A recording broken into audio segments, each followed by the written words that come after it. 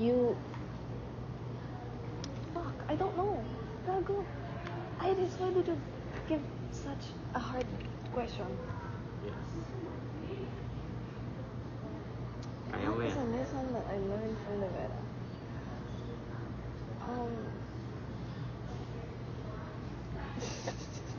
Take your time. Magiging 40 minutes tong episode ba? Kaya man. Honestly, I think, like, don't be shy. Kasi from what I've seen sa De Vera, like, everyone is really, really accepting.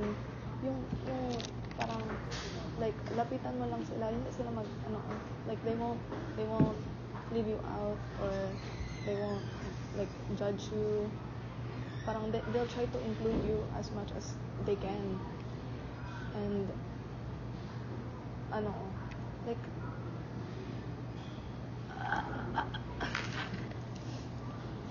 I think sa De Vera, oo. Like don't be so scared to open up to people. Kasi like you, through opening up to people, I met I met and became friends with like so many people, like si Iris, si Shane, because like hindi ako nahiya like lapitan sila, and nilalapitan rin nila ako without any shame or like shyness, or like they got over that like that initial parang fear of like, oh, it's a new person. Yeah.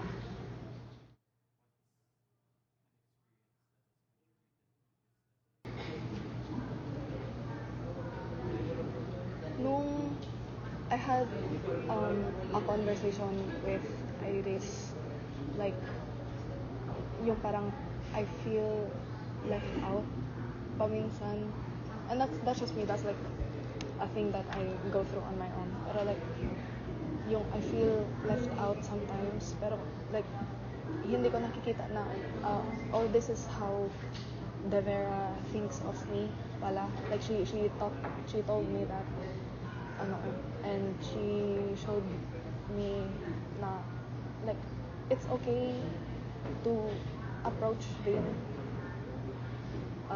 like De Vera, to not be scared to be closer with other people, like even with my fears of being of like being ignored and ganon, like I know that won't happen with De Vera.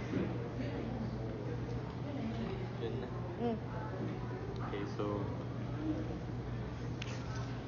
for Akwan, follow up. What's the word of the day? Word of the day. And word of the day.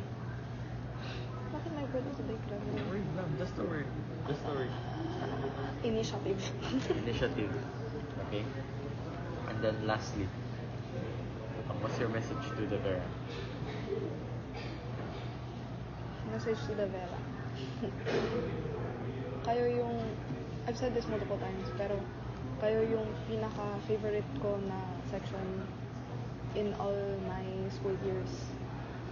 Yung, like, there have been so many issues with my previous sections, and like so much infighting and intersection conflicts. Pero sa De Vera, it's like kahit we're I would say rowdier than my previous sections, like you are the like most fun, most accepting, friendliest section that I've ever been with, and I really appreciate na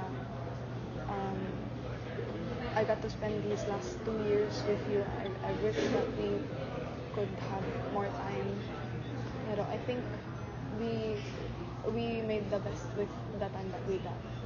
So, love you, De Vera. Okay, last one talaga. Gago.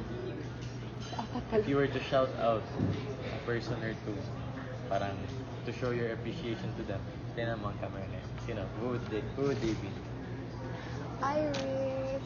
Parang 3 beses ko na-mention si Iris in this video. Si Iris kasi like siya yung I met her nung Orsem pa in dance. Like we bond over dance, we bond over books kahit di niya binabasa. And like she lets me rant about literally anything. Tsaka like sometimes we have those like deep talks, like nagalakad-lakad lang around the school, and like I can talk to her about literally anything. So thank you, Iris, for always being there, being someone that I can talk to. Love you. Okay, yun na. Yan na. Bye-bye. Bye bye.